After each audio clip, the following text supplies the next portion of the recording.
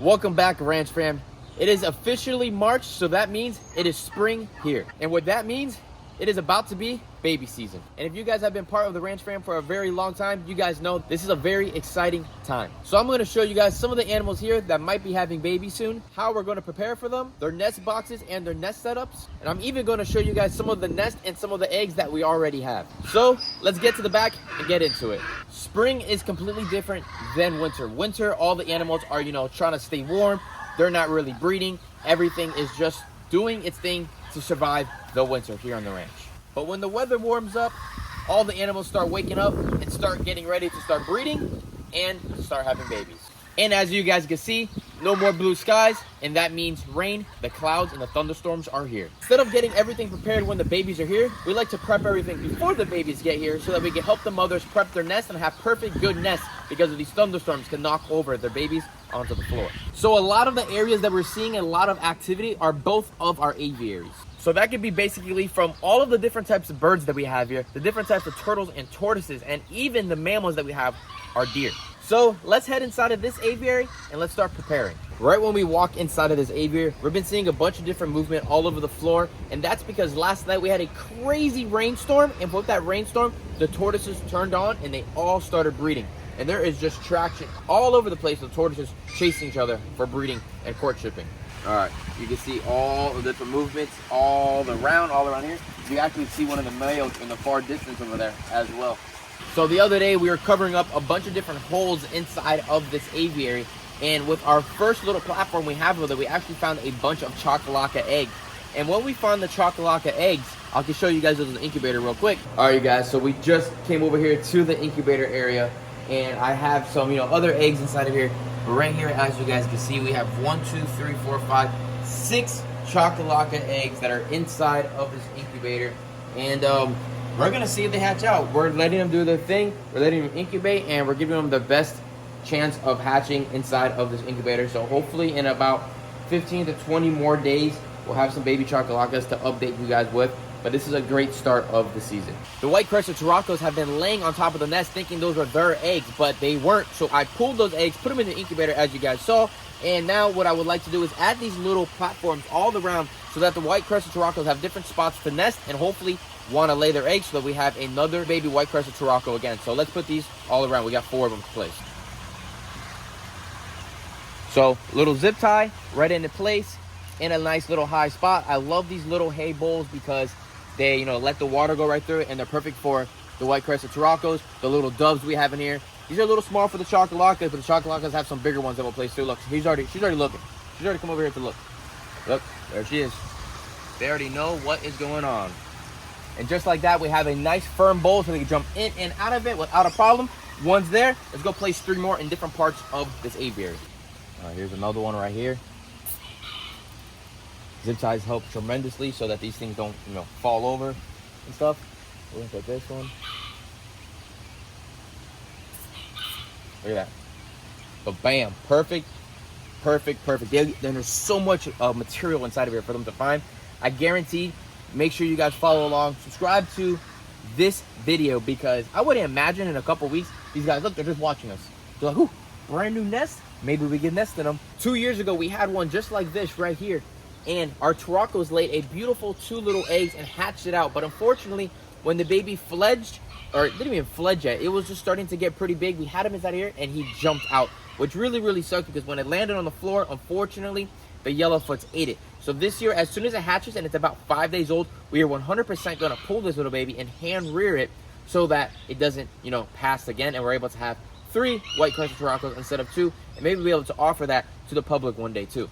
You can see we had a zip tie here before. We're gonna have to cut that because we had one that was sitting right here before. We're gonna do that again. Oh, actually, we might be able to use that other zip tie as a platform right here. Keep that real tight. I don't know if it's gonna work or not. I really like that right there, but I don't think it's gonna work. We might have to place it somewhere else. We're gonna have to cut that, put that somewhere else. We're gonna go get some scissors, figure out where we're gonna put that. I think maybe a little higher up, or maybe over here. I don't know, but we do have another one right here. Let's go take this to our Japanese trees over here. If you look right over here, we actually have some movement over here. I almost thought it was a raccoon spot, but it's not. It's actually yellowfoot tortoise starting to make nest egg chambers or testing holes Another one over there, she's trying to find a spot to nest. This is one of the highest areas to nest, so that's why they like to pick here. We're gonna add this one right here, you guys. See, it sits perfectly, so that's what we like. Now we're just gonna secure it with some zip ties. We like to make sure wherever we put this as well is a spot that there is shade above. Don't really care about the rain, but care about the sun. I don't want any of these little babies to cook, especially when it's really, really hot out. So we have all the shade above, which is perfect. And then we just have this little nest right there for these guys. And there we are, a little nice little spot right there. So that is 3. We have the one last one. We'll get the scissors, we'll cut that off. And we have at least 4 different spots for these guys to choose from. Check that out. Turn around, turn around, turn around, turn around. Chocolacos are already checking out the nest spot over there. They're over there looking at the spots. The Tortoise are over there looking at it as well. They're very curious, and they notice when things change in this aviary. Think about it. These guys live in here all the time. They know this whole aviary like the back of their hand. So they're being very, very curious, and they're checking everything out and doing really, really well. Now, let's go fix that, get that situated. And what we have to do next is, if you guys remember, we have our sacred ibis that live inside of here. And they can possibly nest inside of these, you know, hedges and stuff up there. But to make it even better and stronger so we don't have a nest fall in the pond and a baby drown, we're going to put platforms inside here. So my buddy Josh right now is making us platforms in the front. Easy, simple, scrap wood.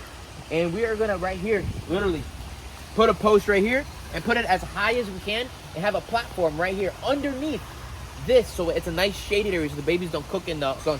Put another one over there and another one here. We have 3 females, so hopefully we'll be able to get some ibis to produce inside of here, which would be really, really, really neat. So let's go get those and get that situated. So we just fixed that one that was over there. We put it a little higher over here, connected to 2 smaller ones, and it has that main trunk right there as a platform. We got 2 more, and we got this piece right here we're gonna put over there to replace. I'll show you where. I get all this old stuff out of there and then add a brand new one inside of here. Looks like this one's a little bit bigger than the original one, but that's okay. This is a nice little brand new hay spot for, let's say, the chocolacas or whoever wants to nest inside of there. We have that one here. That's after 2 years, they turn into nothing. Adding another one. Don't know how we're gonna add it. Guess we're gonna add it just like this. That one's good. So now we have all these different nesting spots all over the place. So we have to check these often to see who's nesting and who's not nesting. And we really want it so we can collect the Tortoise eggs and hatch them ourselves. But they're such great mothers, and it's a lot easier for us. Wow. The squirrels have really been coming inside of here. Look at this, you guys. Just destroyed this whole entire thing here. So one horrible thing about the aviary is this netting sucks because of the squirrels. The squirrels go crazy to come inside of here. I'm gonna go get a giant piece of mesh right here and just place it from the top all the way down and roll that whole thing down, because wherever there's a post, the squirrels chew to it because they can climb to it. You can see all the marks all inside of here, so they can come in and out. That is crazy. And just like that, we have ourselves a platform right here. We're gonna dig it into the ground a little bit. It's gonna drop down some. But like I was mentioning earlier, we have that high bush above us. It's gonna give shade for the babies on top, and this will be a nice little platform for the ibis to come on. They've been roosting all on top of these posts here, so this is a little higher advantage for them, so they can jump up and hopefully nest right there. And hopefully we get some baby ibis this year, which would be really, really neat. Let's get this thing situated. Let's dig it out first. All right, perfect. We might have to add a little bit of legs around the side just to keep it a little, you know, upwards, so it keeps it nice and tight and high and strong. I didn't want to add concrete because just in case I have to replace these, there's no reason to have concrete all on the ground. So these are good just like that. We might have add a little bit of legs in here to keep it a little stronger, like a Christmas tree. All right, we put another platform right here. We're gonna screw this into the tree. Sacred ibis, majority of all ibis, they live in a colony. That's why you wanna have them in a group. So in the wild, if you see your native Florida ibis, they live in the trees high over the water to be away from predators so that the gators in the bottom can eat the raccoons. And then they colonize inside of a big tree, and they nest pretty much on top of each other. So having the platforms very, very close to each other are probably gonna make them feel real comfortable. We have 3 females, so we put 3 platforms. So let's see if we get some babies this year. We're pretty secured here. Let me see when I lean on here. They're moving a little bit, but I think it will be perfectly fine. We'll keep an eye on it, see if we have to add a little bit extra support, but moving a little bit is all right. Naturally, these guys are on branches. They're not as sturdy as this. So I think a little bit they'll figure themselves out. Even if it leans down like a little bit like this, there are 2x4s inside of here to hold it so that the eggs don't roll out. So we'll leave it like that. Let's see how it goes, and we'll keep an eye. All right, last platform right here. Sandra, hold it in, fill her up. Maybe a little more straight. We'll put legs if we need to. I'll add some legs in a little bit. We added a ton of different nesting options inside of this aviary, for the small little birds all the way up to the biggest birds in here, the sacred ibis. 3 platforms inside of here for them, all different types of areas, so that the birds have beautiful nesting spots, even for the waterfowl. But that is enough for the first oldest aviary. Now we're going to go to the now we're going to go to the newest, biggest aviary, to the other side of the ranch, and I'll meet you guys there. And on our way to the other aviary, we have something inside of Willie's house. Check this out. Absolutely nothing right now, but Mama Turkey is coming inside here because this is the spot that she likes to nest, and I think very, very soon she'll start having some eggs, and we'll have some baby royal palm turkeys as well. It's springtime, the cold is gone, the heat is here, and everybody is starting to nest, and everybody is starting to lay eggs, which is really, really neat. Our double yellowheads have been going inside of the nest boxes like crazy as well, so we're gonna check inside of here again. Look, they've been building up this thing like crazy. Let's see if I see anything in here. They have been nesting in there like crazy, so hopefully we get some eggs soon. See, they dug all the way down to the bottom there, so hopefully very soon we'll have some eggs as well. Mom's been going in and out like crazy, so hopefully, fingers crossed, we're talking to a couple parrot guys, we might get our first clutch of double yellowheads, which would be really, really cool as well. So inside the other aviary, we've been getting a lot of rain, and with a lot of rain, we are getting a lot of new growth inside of this aviary. Baby deers are growing. The birds are all looking for nesting spots. We have nesting houses coming in as well, even though obviously in the wild, these guys will just find their own spot. But to help them out even more, we're giving these little nest spots, you know, just like what we showed on the other side with the little hay bowls. Instead of hay bowls, they're more like little finch nests. Which I'll show you a little picture right here real quick of what they look like. A bunch of us supposed to come in, but they're not here yet, so they'll be here for the video. We also got this stuff right here, which kind of looks like it was a waste of money. I think I paid like $6 for this stuff. It literally looks like hay and grass, which there's plenty of hay and grass inside of here. But let's see what it does when we open it up and give it some air. But I'm pretty sure what's in here as well is like dog hair and horse hair and stuff. Yeah, see, it's like all this real thick stuff right here. So this is perfect material for these guys to nest in. But we're gonna wait until the nest get in here, and what we'll do is we'll grab little bundles of it, grab it with it. You know, we can do it right now with the zip tie. I'm gonna show you how we're gonna do it real quick. This kind of wool stuff, it smells like a rope or like a yarn or some sort. I smell, you know what it smells like? A potato sack. That's exactly what this smells like. I don't know if you ever smelled that before, but that's what it smells like. It reminds me of. So we're just gonna get this right here and literally put it right here. Put some there, some there. Tie it off just like that. And these guys will grab little pieces, and over time they'll grab everything they want and take it to their nesting spots all over wherever they want. I've already been seeing some of the birds inside of here starting to look around for nesting materials, grabbing nest materials, doing their thing, which is really cool. We still have to add inside of all these hanging plants, like this one right here, for example. We have to replace these. All these have to be replaced with new bushes, new trees, especially at this time of the year. Everything does. We're also going to add orchids all inside of here. But adding those are going to be another little floating islands of areas for baby birds and birds to thrive, to make their nests on top of the other spots. We want to have a crap ton of different little areas for these birds to have opportunities to nest in without having to fight with another nest partner and things of that sort. But that's pretty much what we're doing here, is just getting ready for spring, having fun, and enjoying all the birds inside of here and showing them that they can breed, be happy, and they're already happy, they're already going crazy, they're already showing signs of breeding and collecting.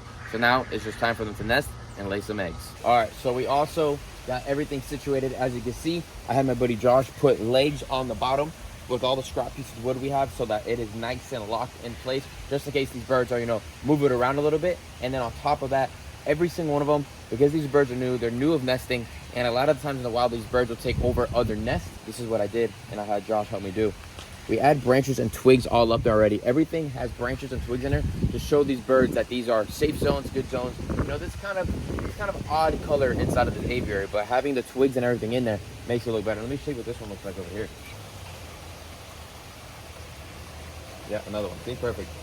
Little branches, little twigs, and they'll go around and find everything they need to find inside of here to add more that they want. They'll break the branches the whole 9 yards and fill these things up. So fingers crossed, we get some ibis, we get some taracos, we get some more doves, we get tanagers, we get honey creepers, we get Amazons, we get all sorts of cool different types of birds, not including the mammals and reptiles and the ducks inside of this whole entire ranch. of new babies here on the ranch. And also yesterday, we got a big piece of mesh right here, and we fixed up this whole entire hole. By the time I get the funds to redo this whole entire aviary, this whole aviary will be freaking fenced off with critter mesh, which would be kind of crazy, because it's just little by little we kept on adding more and more of this critter fence. This whole aviary is going to be freaking literally critter fence because of the fact of all the holes we get, which is absolutely crazy. But other than that, you guys, make sure you guys give this video a thumbs up, subscribe to the channel, put your post notifications on, stay tuned for more baby videos, more updates here on the ranch. We have a ton of new things. We have some new animals coming for the new ranch as well, so stay tuned for that video. And other than that, give this video a thumbs up, and I'll see you guys in the next one. Peace out, everybody.